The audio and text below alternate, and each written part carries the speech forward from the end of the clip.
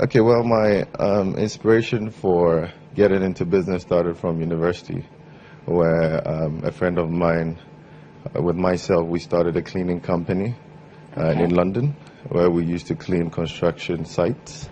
And funny enough, that's where the passion for construction and real estate started from.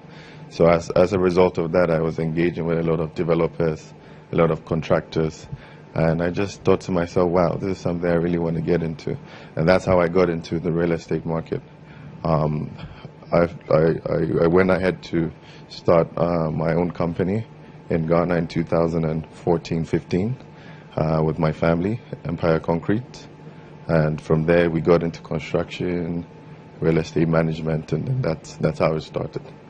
Well, yes, I had a lot of exposure in the UK, and I mean, I come from a lineage of a lot of strong business entrepreneurs, so I was fortunate enough to learn from them.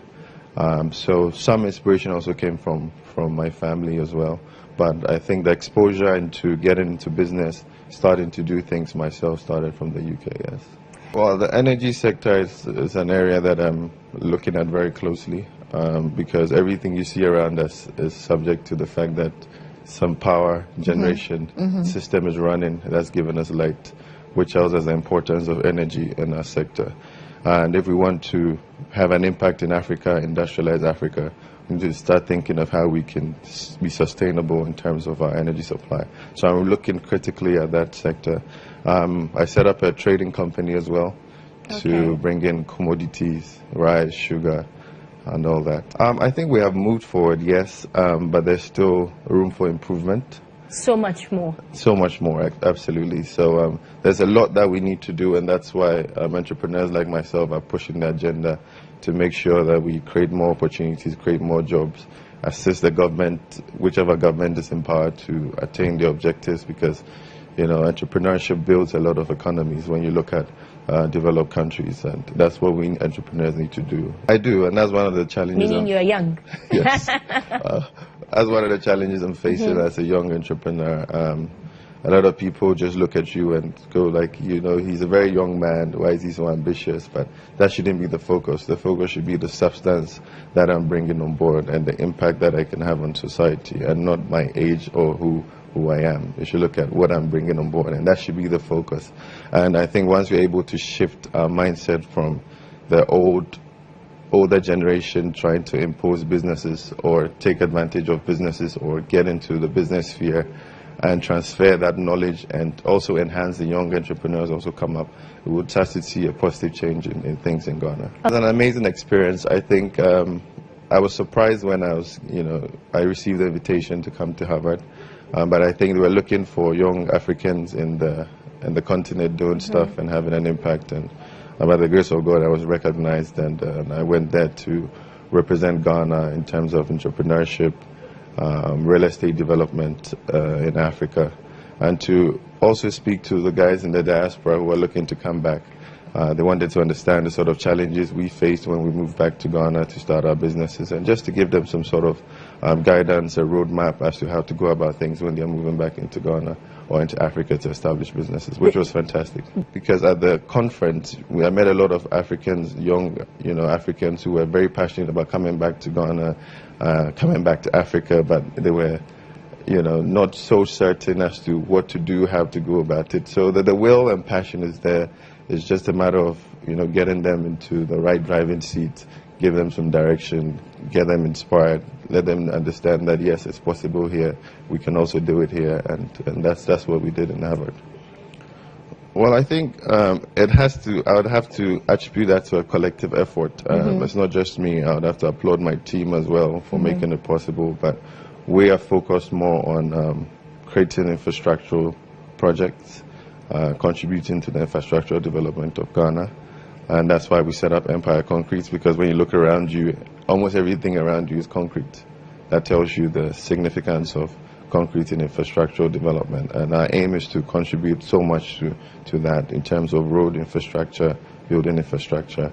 You look at the likes of Rwanda, they're doing so well in terms of their real estate infrastructural space. And we want to do something similar. Right now we're working on, we have a hotel project that we're working on in airport. We have some townhomes and cantonment We have some projects in East Legon and quite a few projects. The foundation is KJM Foundation. I think if you go online, it's www.kjmfoundation.com. I just thought we could give back to society as much as we can. We set up the foundation to focus on 3 areas. The first area was providing clean drinking water to less privileged societies. The second was school supplies to educational facilities. And the third was youth empowerment, which I'm very passionate about, and everyone knows that I drive that passion so much. I think that we have to give back to our society and empower the youth, do our best to train them, help change their mindset, help them understand the dynamics of business. And if we're able to do that to today's youth, the future leaders of our country will be in a much better position to make strategic decisions that would move us forward. And that's what we're doing, and that's the focus of the foundation, is to empower the youth, give them an opportunity, give them a voice, and teach them about how to get into business, how to manage and to create wealth. The foundation is new. We're putting together a very interesting program that would focus on creating job opportunities for the youth, and also funding opportunities, because you realize a lot of entrepreneurs in Africa, in Ghana, have funding challenges, right. And we're looking at how we can bridge that gap, and that's how we're looking to get into that space of empowering entrepreneurs and young people in Ghana. But we're also partnering with companies that are already in the process of doing empowering young entrepreneurs. So that's what we're doing in that space. Yes. Well, I have a few friends that I hang out with when I'm not working. Football, tennis. Very active in my sports life. So yes, that's what I do. But once in a while, I shake a leg here and there. Yes, but not a lot. I think for me, I would like to create more opportunities, and the reason why I got into business is to create employment and have an impact in society. And I would like to be in a position to create more employment, create more opportunities for people to develop, and actually have a positive impact on Ghana and Africa. That's what you should look at for Kojo Jones in 10 years. You know, when I was young, I always wanted to be a soldier. Yeah? Yes. Not music? No. No acting? No acting, no. I always wanted to be a soldier. I just like the discipline in the military, and that's what I wanted to do. I used to admire the fact that they were always looking sharp in their uniforms and, very disciplined. And interesting. But do you dance?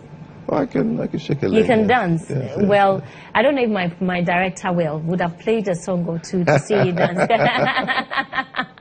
Well, she says that she doesn't want to put you on the spot, but okay. A very interesting conversation, and we're looking forward to when next you're empowering the youth. Invite us. Absolutely. Let's see how you do it, because I'm sure there are lots of people who would like to hear your story. Yes, I mean, we need your support as well to help push that agenda, because you have the media strength and you have that gateway to help us get to the youth and empower them and help them, in their daily activities, and try to put Ghana on the map as much as we can. Right, but how has Ghanaians accepted you? How has the reception been coming back into the country? It's been amazing. Yeah? It's been a very humbling experience. I've had the opportunity to meet a lot of young Ghanaians, and I think I might be doing something right for them to love me so much. So, and I thank them for pushing me. Sometimes, they encourage me to keep going. I keep hearing things like, "You are my role model. You're someone I look up to," and that alone gives us the will and the zeal to move forward and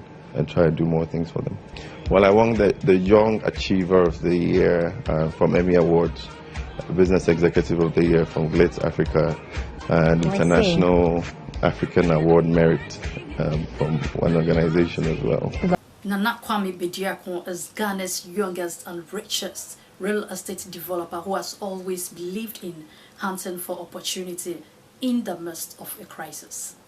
You have to respect the regulations, the conditions, the rules for business, and then the country on its own. You have to respect its culture and tradition. That tells you the mindset of people. What began as a small project for Nana Kwame Bediako, the CEO of Wonderworld Estate, has emerged into one of West Africa's most innovative development company.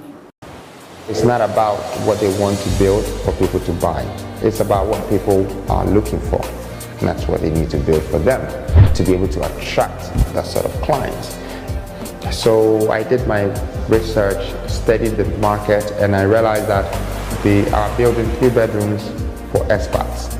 And most of these expats are either come to Ghana alone, looking for the opportunity to come here and live here. So they'll probably want to live a year, spend a year of their life here working to see what it's like, which means people were looking for 1 bedrooms and 2 bedrooms, more than 3 bedrooms, because 3 bedrooms is basically for families.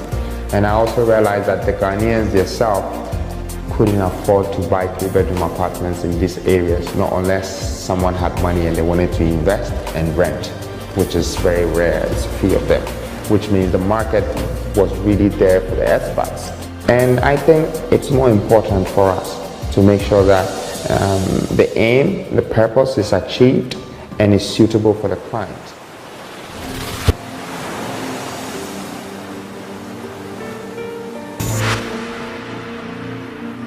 You come to Accra, you see that we're building all sort of service apartment, fully serviced apartment. Why? Because I have decided to be the biggest competitor for hotels. That I know Africans are not going to be comfortable living in hotels which is only 28 square meters. And so is the person who's coming from Europe or America. 28 square meters is done. You know, people don't travel to Africa with briefcases, they travel with suitcases. You're coming 8,000 miles away. You're not going to turn around the same day and go. You're going to stay here for 2, 3, 4 days. Of course, we need to give you a place that is comfortable enough to live. And even if you had a girlfriend or a wife or a child, there has to be a place ready to live. Whereas in the past, you had developers who were only interested in putting an apartment, leaving it empty, and somebody have to come and pay you 1 year, $60,000, $70,000, and then you spend another $30,000 to furnish it. Now you tell me, if this is what you had to do to go to another person's country, would you be happy? You won't even go. You set your mind to, you have to find a way to execute it. Now, but if you don't, then you become the loser. But then if you do execute it or overcome whatever challenges, it makes you a winner. For us as businessmen or entrepreneurs, our biggest buzz is to win. In every venture that we go closer, or every step that we take, we just want to be a winner. You know, that's like gambling. You know, you go in and you come back out as a winner. And so even though we have these consequences and all these issues of backdoor business before you penetrate or before any doors are open for you, I find a way to let it positively inspire me and motivate me. Yeah, what if I can find a better way not to be trapped by one of these consequences, but a better way to be able to slip through and come out successful. You have to live life like an art. You need to think about the things you do. Image is basically a perception of life. We can see that. We draw it. We paint the picture. We live life by a picture we paint. So that's how I do things. These are his words. Thanks so much for your time. I believe you've been inspired by the story of Nana Kwame Bediako, Ghana's youngest and richest real estate developer. My name is Eunice Williams and I am your #1 real estate agent. Don't forget to subscribe to my channel and hit on the notification bell for more videos. Okay, alright, so love you. Bye, I'm out.